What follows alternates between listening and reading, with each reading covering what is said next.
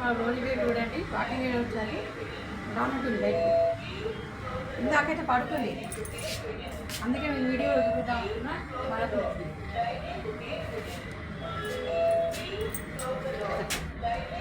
అది బయటికి తర్వాత ఈరోజు అక్కడికి పోదాం. బాటలు ఎంచుకోవాలి. నువ్వు అన్నాస్కి వెళ్దాం. నేను అన్నాస్కి వెళ్దాం ఆటోలో వెళ్దాం. ఆటోలో అన్నాస్కి వెళ్ళి బాగా ఎంచుకోవా.